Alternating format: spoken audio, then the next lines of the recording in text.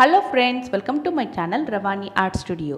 இந்த செக்மெண்ட்டில் நம்ம பார்க்க போகிறது ஹைதராபாத் ஸ்டைல் மட்டன் தம் பிரியாணி. ஸோ வீடியோக்குள்ளே போகிறதுக்கு முன்னாடி இது வரைக்கும் நீங்கள் என்னோடய சேனலை சப்ஸ்கிரைப் பண்ணாமல் பார்த்துட்ருக்கீங்கன்னா சப்ஸ்கிரைப் பண்ணிவிட்டு பக்கத்தில் இருக்க பெல்ல ஆல் போட்டுங்கோங்க. ஸோ குயிக்காக அட் த சேம் டைம் நல்ல டேஸ்டியான பிரியாணி எப்படி பண்ணலான்றதான் இந்த வீடியோவில் நான் உங்ககிட்ட காட்ட போகிறேன். ஸோ அங்கே வீடியோக்குள்ளே போகலாம். மோஸ்ட்லி பிரியாணி பண்ணுறதுக்கு ரொம்ப டைம் இருக்கும் அப்படின்னு சொல்லுவாங்க.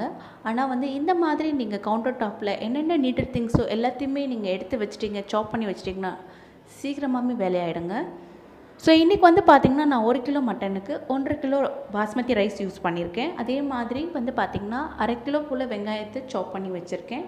4 டொமேட்டோ கிரேவிக்காக கட் பண்ணி எடுத்து வச்சுருக்கேன். ஃபர்ஸ்ட் ஆஃப் ஆல் நம்ம மட்டன் எடுத்து வச்சுருக்கோம் இல்லைங்களா, அது 3 to 4 டைம்ஸ் நல்லா கிளியர் பண்ணிவிட்டு க்ளீன் பண்ணி வச்சுட்டு அதை மட்டும் செப்பரேட்டாக ஒரு 4 to 5 விசில் வச்சு வேக வச்சிடலாம். ஸோ கூட நான் டர்மரிக் பவுடர் தான் போட்டிருக்கேங்க, ஸ்மெல் போகணுன்றதுக்காக. ஸோ அது வேக வைக்கிற டைம் மீனிங் வயலில் நான் சிக்கன் பார்த்திங்கன்னா ஒரு 3/4 கிலோ எடுத்திருக்கேன். இதை சிக்கன் 65 பண்ணுறதுக்காக இப்போ அந்த பைண்டர் பண்ண போகிறேன். ஃபஸ்ட்டு இஞ்சி பூண்டு பேஸ்ட் 1 டீஸ்பூன் போட்டிருக்கேன். தென் பார்த்திங்கன்னா கொஞ்சமாக மஞ்சத்தூள், chilli powder and garam masala, தயிர் 1 டீஸ்பூன் ஆட் பண்ணியிருக்கேங்க. சிக்கன்லேயே தண்ணி விடும், அதனால் பார்த்து கொஞ்சம் கம்மியாகவே ஆட் பண்ணிக்கோங்க. உப்பு தேவையான அளவு ஆட் பண்ணிவிட்டு இப்போ இதை நல்லா கலந்து கொடுத்துடலாம். மற்றபடி நான் கார்ன்ஃப்ளவர் மாவோ இல்லை பச்சரிசி மாவோ ஆட் பண்ண போகிறதில்ல. இது மிக்ஸ் பண்ணக்கப்புறமா 2 more இன்க்ரீடியன்ட்ஸ் ஆட் பண்ண போகிறேன். அது என்ன அப்படின்னு பார்த்தீங்கன்னா லெமன் ஜூஸ் ஒரு 1/2 ஸ்பூன் போல் ஆட் பண்ணிவிட்டு அதுக்கப்புறமா முட்டையை உடச்சி இதில் ஆட் பண்ணிக்கிறேன். ஸோ முட்டையை நம்ம உடச்சி இதில் ஆட் பண்ணி நம்ம மிக்ஸ் பண்ணுறதுனால என்ன ஆகும் அப்படின்னு பார்த்தீங்கன்னா, நம்ம ஃபஸ்ட்டு கொடுத்துருக்க அந்த ஸ்பைசஸ் எல்லாமே இதோடையே நல்லா மிங்கிள் ஆகிட்டு உங்களுக்கு சிக்கன் 65 அந்த மசாலா கோட்டோட சூப்பராக வரும். ஸோ இந்த மாதிரி மெத்தடில் நீங்கள் ஒரு தடவை சிக்கன் 65 ட்ரை பண்ணி பாருங்கள். கண்டிப்பாக மசாலா உதிராது. ஸோ இப்போ நம்ம மிக்ஸ் பண்ணியாச்சு. இதை நம்ம எடுத்து வச்சிடலாம். ஒரு 1/2 hour போல் அது ஊறட்டும். ஸோ பார்த்திங்கன்னா ஹைதராபாத் பிரியாணி பொறுத்த வரைக்கும் நம்ம ஆனியன்ஸை ஃப்ரை பண்ணி ஆட் பண்ணுவோம். ஸோ அதுக்கு 2 மெத்தட் இருக்குங்க. இது சாலோ ஃப்ரை. நான் கொஞ்சமாக ஃப்ரைங் பேனில் கொஞ்சமாக ஆயில் போட்டு அதில் நல்லா இந்த ஆனியனை ஸ்லிம்மில் வச்சு வதக்கி அது brown colour, golden brown colour change ஆனோடனே எடுத்து ட்ரான்ஸ்ஃபர் பண்ண போகிறேன். இன்னொரு மெத்தட் என்னென்னு கேட்டிங்கன்னா ஆயில்லையே ஃப்ரை பண்ணுறது, பொரிச்சு எடுக்கிறது. ஸோ அதுலேயும் நீங்கள் பண்ணலாம். எனக்கு இந்த மாதிரி பண்ணால் கொஞ்சம் ஆயில் கொஞ்சம் கம்மியாக இருக்கும் அப்படின்னு சொல்லிவிட்டு நான் இந்த மெத்தட் யூஸ் பண்ணுறேன். ஸோ நீங்கள் டைரெக்டாக ஆயிலில் போட்டு பொரிச்சு எடுக்க போகிறீங்க அப்படின்னா நான் ஈவன் டோனில் அந்த ஸ்லைசஸ் நம்ம பண்ணியிருக்கோம் இல்லைங்களா, ஆனியன் ஸ்லைசஸ் அது எல்லாமே ஈவனாக கட் பண்ணியிருந்தீங்கன்னா நீங்கள் தாராளமாக ஆனியன் எண்ணெயில் பொரிச்சு எடுக்கலாம். மற்றபடி ஒரு சைஸ் பெருசாக இருக்குது, ஒரு சைஸ் சின்னதாக இருக்குது அப்படின்னா கரைஞ்சிடும், அப்புறம் பிரியாணியில் டேஸ்ட் வராது. ஸோ அது வதங்கிட்டு இருக்கிற சமயத்திலே மீனிங் வயல் பக்கத்தில் பார்த்திங்கன்னா ஒரு பெரிய நல்ல அடிகனமான வானநிலையில் தண்ணி நல்லா சுடு பண்ணிவிட்டு அதில் இந்த பிரிஞ்சி மசாலா, பட்டை, லவங்கம், கிராம்பம், பிரிஞ்சி இலை எல்லாத்தையும் போட்டுட்டு கீ கொஞ்சமாக ஆட் பண்ணியிருக்கேங்க. அதில் நம்ம சாதத்தை வேக வச்சு எடுக்க போகிறோம். ஸோ ரைஸ் அதில் போட்டுட்டு ஒரு 45 to 50% ஆஃப் குக் பண்ணால் போகணும் ரைஸு. ஸோ ஒரு பேட்ச் எடுத்தாச்சுங்க. அந்த கோல்டன் ப்ரௌன் ஆனியன்ஸ் ஒரு பேட்ச் எடுத்தாச்சு. இது மாதிரி கொஞ்சம் கொஞ்சமாக போட்டு நம்ம சாட்டே பண்ணி கலர் சேஞ்ச் ஆனோன்னு எடுத்துடலாம். இப்போ பார்த்திங்கன்னா ரைஸ் உங்களுக்கு 3/4 போகம் வந்திருக்கு. ஸோ இது போதுங்க, ரொம்ப நேரம் வேக வைக்க வேணாம், நம்ம தம் பண்ண போகிறோம். ஸோ இந்த இது போதும், ரைஸ் வெந்தது. ஸோ இதில் நம்ம ஃபில்டர் பண்ணி எடுத்து வச்சுக்கலாம். ஸோ கொஞ்சம் லேட் பண்ணிங்கன்னா இந்த ஹாட் வாட்டர்லேயே ரைஸ் ஃபுல்லாக குக் ஆகிறதுக்கு சான்சஸ் இருக்குது, அதனால் நம்ம ஃபில்டர் பண்ணி எடுத்துக்கலாம். ஸோ இது ஸ்டவ்வில் நம்ம கண்ட்ரி எக் ஒரு 15 எடுத்திருக்கேன், அது பாயில் பண்ணிக்க போகிறேன். ஸோ பக்கத்தில் பார்த்திங்கன்னா குக்கர் வச்சாச்சு. இப்போ நம்ம பிரியாணி ஒர்க்கிங் செக்ஷனை ஸ்டார்ட் பண்ணிடலாம்.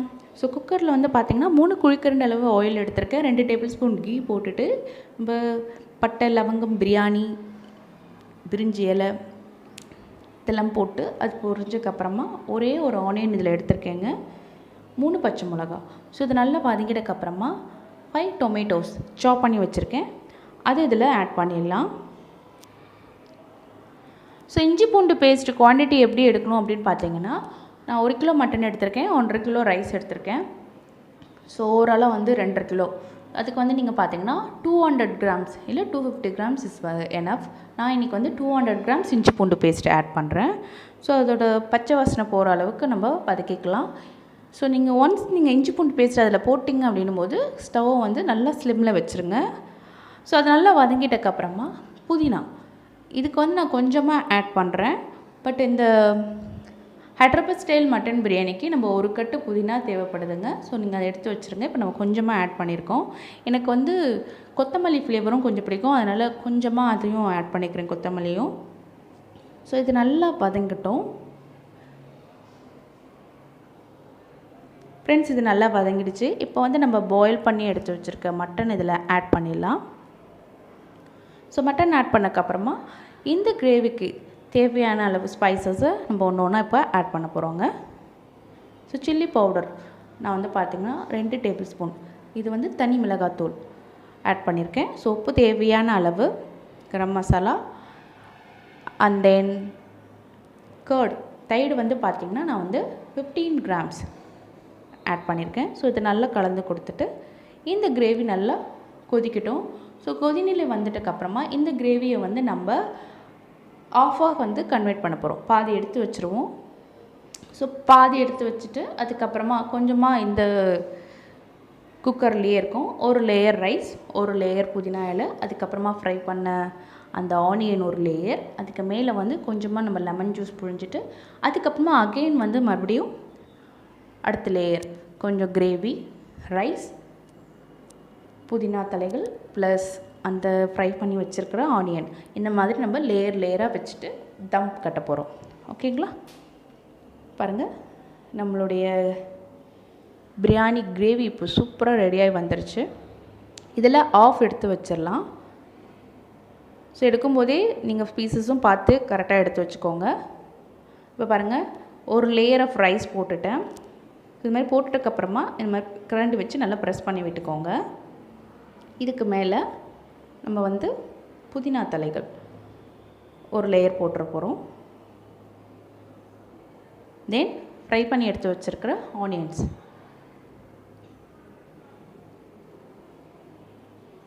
கொஞ்சமாக ஒரு அரை மூடி போல் லெமன் புழிஞ்சிட்டு அதுக்கப்புறமா நம்ம கிரேவி போடுறோம். ஸோ கிரேவி போட்டக்கப்புறமா மறுபடியும் வந்து ஒரு லேயர் ரைஸ் வைக்க போகிறோம். ஸோ இந்த மாதிரி உங்களுக்கு கிரேவி எவ்வளோ தூரம் இருக்கோ அதுக்கேற்ற மாதிரி நீங்கள் 3-4 லேயரை வச்சுக்கலாங்க.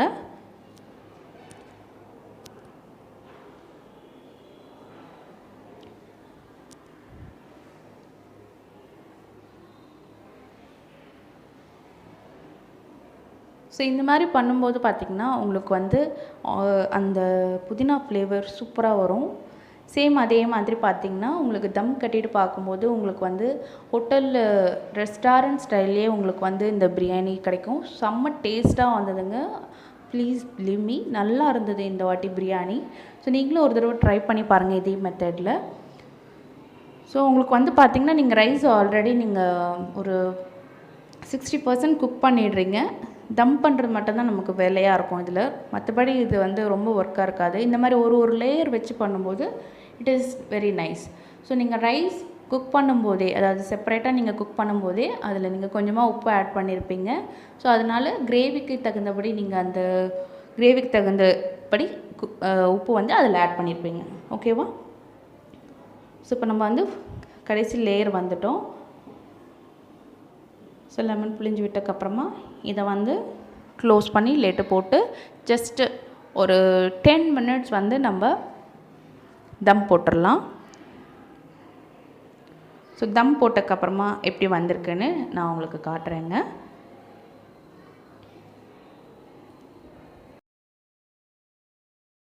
ஸோ தம் போட்டக்கப்புறமா தயிர் பச்சடிக்கு எடுத்து வச்சுட்டேன்.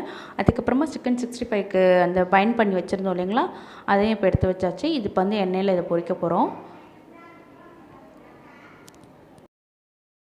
ஸோ இப்போ ஒரு ஃப்ரைங் பேனில் எண்ணெய் நல்லா கொதிச்சிருச்சுங்க. இதில் நம்ம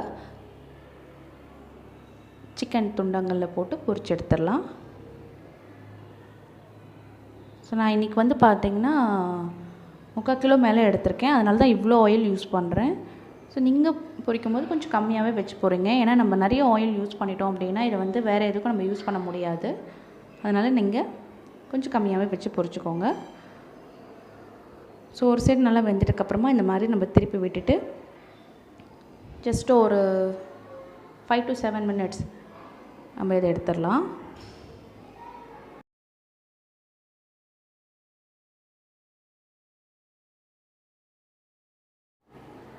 ஸோ நம்மளுடைய சிக்கன் 65 ரெடி ஆகிடுச்சு பாருங்கள். நான் சொன்ன மாதிரியே அழகாக அந்த ஸ்பைசஸ் கோட்டிங் அதுலேயே இருக்குது, உதிரவே இல்லை.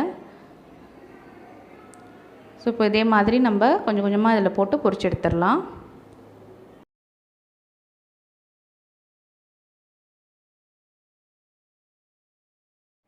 ஸோ இதே மாதிரி ஒரு பேட்ச் நம்ம சிக்கன் பீசஸை போட்டு பொரிச்சு எடுத்துடலாங்க.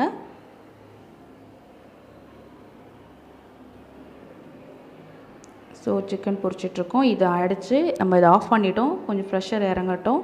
நெக்ஸ்ட் வந்து பார்த்திங்கன்னா தயிர் பச்சடிக்கு நான் அப்படியே சிக்கன் பொரிச்சிட்ருக்கும்போதே வந்து ஆனியன் கட் பண்ணிட்டேன். ஸோ ஒரே ஒரு ஆனியன், ஒரே ஒரு பச்சை மிளகாய், கொஞ்சமாக உப்பு போட்டு பண்ணியாச்சு. அதுக்கப்புறமா முட்டையை ஓட்டை பீல் பண்ணி எடுத்து வச்சிட்டேன்.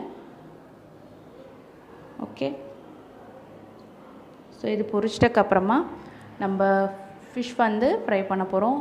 ஸோ ஃபிஷ்ஷோட கோட்டிங்கும் சேம் இதே மாதிரி தான் பண்ணேன். அதனால் நான் அது வீடியோ எடுக்கலை. ஒன்லி ஃப்ரைங் வீடியோ மட்டும்தான் இதில் ஆட் பண்ணியிருக்கேன் ஃப்ரெண்ட்ஸ். ஸோ இது எல்லாமே வந்து பார்த்திங்கன்னா என்னோடய டாட்டர் பர்த்டேக்காக நான் வந்து அவளுக்காக ஸ்பெஷலாக செஞ்சது. சேம் நான் வந்து சிக்கன் 65க்கு என்ன மசாலா ஆட் பண்ணணும் அதே மாதிரி தான் இந்த ஃபிஷ் ஃப்ரைக்கும் நான் ஆட் பண்ணேன். ஸோ என்ன இதில் வந்து கொஞ்சம் நான் ஆயில் ஆட் பண்ணியிருப்பேன். அந்த மீன் துண்டங்கள்லேருந்து அந்த ஸ்பைசஸ் நம்ம இதை வந்து ஷாலோ ஃப்ரை தான் பண்ணுவோம் இல்லைங்களா, டீப் ஃப்ரை பண்ண மாட்டோம்.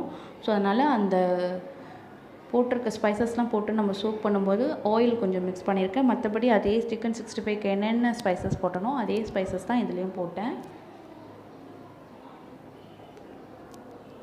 ஸோ இப்போ நம்ம வந்து ஃபிஷ்லாம் நல்லா வெந்துட்டக்கப்புறமா அதையும் எடுத்து வச்சிடலாம்.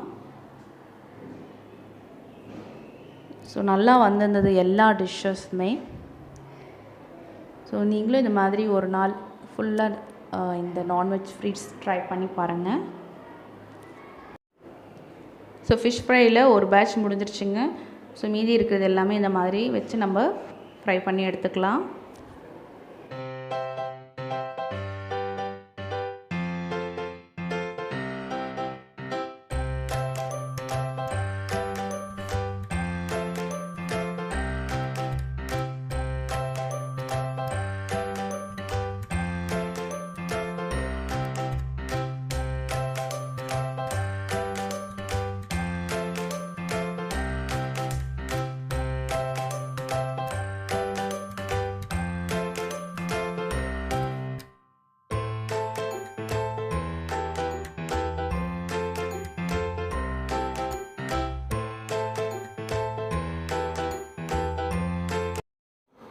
ஸோ ஓவராலாக ஃபிஷ்ஷும் நம்ம ஃப்ரை பண்ணி முடிச்சிட்டோம்.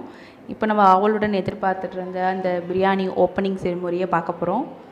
பாருங்கள், நல்லா ரைஸ் ஃபுல்லாக குக் ஆகிருக்கு. அட் த சேம் டைம் வந்து கொலையில் biryani come out very well. சீரியஸாக ரொம்ப நல்லா வந்திருக்குங்க.